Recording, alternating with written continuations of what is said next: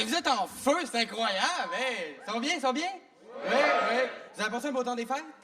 Oui, oui, moi aussi, c'est gentil de le demander. Moi aussi, j'ai passé un beau temps des fêtes.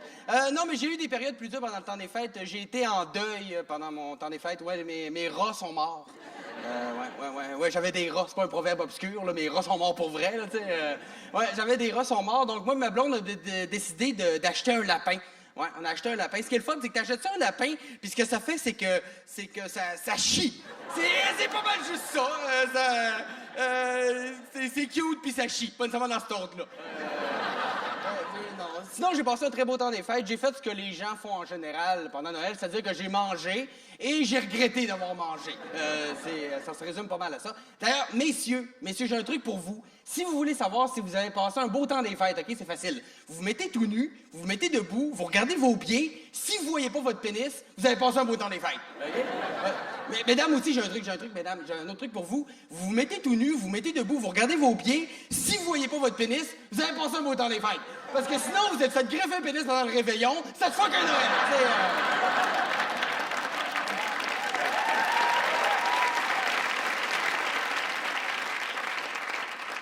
Je donne des trucs aux gens comme ça, là, je suis clément. Et j'ai compris d'autres choses ici pendant le temps des fêtes. Je me suis rendu compte qu'il y a vraiment des gens avec des jobs de merde, hein, des emplois de merde. Je pense entre autres à lutin du Père Noël. Ah! C'est ingrat comme job. Il n'y a aucun emploi au monde où tu es en legging avec des grelots et que tu peux te sentir émancipé. OK? Ça n'existe pas. T'as jamais vu un médecin habillé de même, tu sais. Alors, M. Delisle, la tumeur s'est répandue au niveau des poumons. Gling, gling. Non, tu sais, ça marche pas.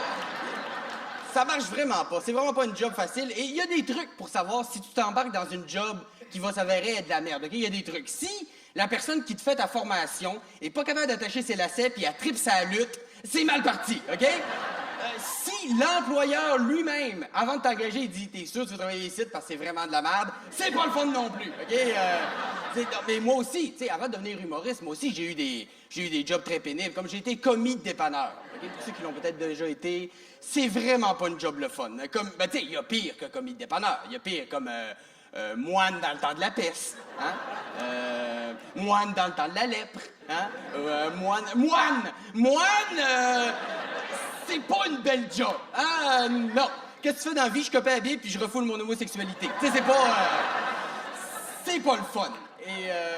Et dans le dépanneur où moi je travaillais, c'était dans un petit village, et il y avait une machine à crème molle, OK? À crème glacée molle, et c'est le seul dépanneur en périphérie qui avait une machine à crème molle, tu sais. Fait que le monde venait pas juste s'acheter une crème glacée, c'était un pèlerinage, OK? Ils venaient en troupeau, c'est comme des zombies crème molle, tu sais, ils étaient en mission, OK? Et moi, je suis pas quelqu'un de très habile avec les mains, OK? Tu sais, quand je parle à un sourd en langage des signes, il me comprend pas parce que j'ai un accent, tu comprends? Fait que devant une machine à crème molle, c'est pas mon élément, tu sais? Et en plus, les clients, ils rentraient et les attentes étaient très élevées, OK? Parce que quand ils rentraient dans le magasin, il y avait une affiche de crème molle, mais une affiche de crème molle, OK?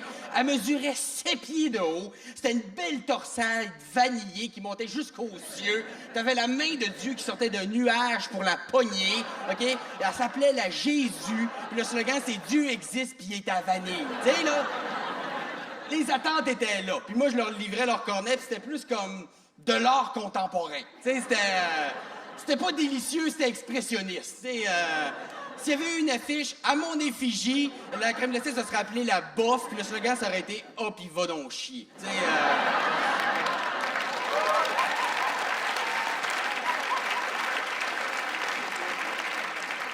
Non, mais j'ai eu plein d'autres jobs. J'ai eu plein d'autres jobs pas faciles, comme j'ai été concierge aussi.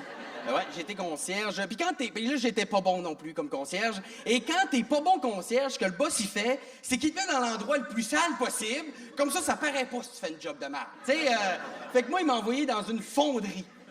Une fonderie, grosso modo, c'est une place qui crée de la cendre. OK? C'est ça que ça fait dans la vie, une fonderie.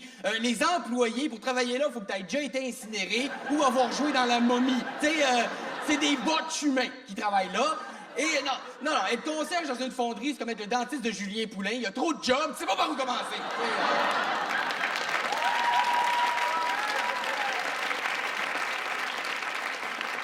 Non, mais tantôt, je parlais de commis dépanneur. On en côtoie souvent des commis dépanneurs. La prochaine fois que vous allez aller d'un dépanneur, là, quand vous allez sortir, vous allez vous dire comment ça se fait que le commis il a l'air bête de même. Je vais vous donner un indice. C'est parce que c'est un commis! Et voilà! Il y a juste deux façons de rencontrer un commis heureux, sa première et sa dernière journée. Entre les deux, t'es pas dans le bon moment, OK? Mais tu sais, bon, au début, quand je suis sorti de ces emplois-là, je me disais, crime, je suis pas bon concierge, je suis pas bon commis, puis j'ai un diplôme en théâtre. L'avenir va être tough. Tu sais, il y a pas beaucoup de débouchés. Mais en même temps, je pense que c'est mieux d'avoir été mauvais dans ces jobs-là que d'avoir été vraiment bon. Tu sais, c'est rare que tu vois quelqu'un qui va dire, ah ouais, t'as déjà été commis de dépanneur? Moi, mon gars, j'étais commis de dépanneur solide! Les Doritos en ordre alphabétique, les réglisses en ordre de grandeur, j'étais une machine, tu sais. Tu peux pas être fier de ça. C'est ça que je suis devenu humoriste. Humoriste, c'est une job fantastique. Surtout avec un public comme vous, à soir, qui est en feu, qui nous donne des applaudissements nourris. Non, c'est vrai. On n'en a pas tout le temps des publics comme ça. Il y a d'autres publics qui, des fois, ils nous applaudissent par pitié. Tu sais, puis des applaudissements, c'est comme du sexe. Tu vas en avoir, mais pas par pitié. Tu sais, on va faire l'amour. Non, tu sais, c'est pas le fun. Et c'est pour ça que je suis devenu humoriste dans la vie, parce que j'aime rire de mes travers, j'aime rire des travers des gens, mais il y a quand même je rencontre beaucoup de gens, OK, dans le domaine de l'humour, beaucoup de gens qui viennent me parler, et c'était le moment idéal pour vous dire que je suis conscient de l'image que je projette, OK? Je sais que moi et un Timbit, des fois, ça peut se confondre, OK? Non, il y a des gens qui me voient dans la rue qui se disent « Oh shit », et il n'y a pas de problème. Quand les gens viennent me poser des questions, j'ai pas de problème à répondre à ces questions-là, quand c'est fait avec un minimum de tact, OK? Mais il y en a que ce tact-là, ils l'ont vendu un moment donné, ils l'ont pas pantoute, OK? Dernièrement, je faisais un spectacle dans un Giorgio, OK?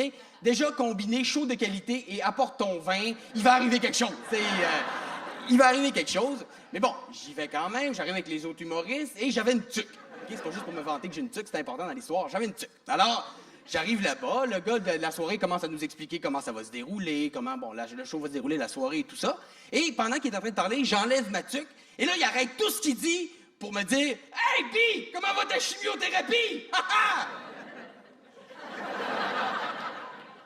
Il me connaît pas, là. Je le connais pas non plus. C'est peut-être vrai, il le sait pas, tu sais. Je pense que, tu sais, un gars qui sait mettre à l'aise les gens. Je pense qu'ils hésitaient en ça à nous accueillir tout nus en battant des chats, tu sais. Et je me suis dit, crime, on va toujours bien y donner une leçon, hein?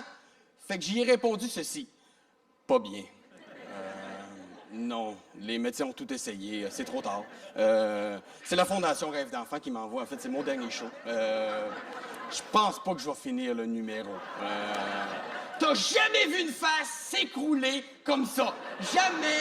C'était le gouffre de haine, l'étoile noire. Il n'y avait plus de nostalgie et d'enfance dans les yeux. Là. Il était mort, OK? Fait que j'y ai pas dit que c'était pas vrai. C'est joyeux Noël, c'est. Voilà.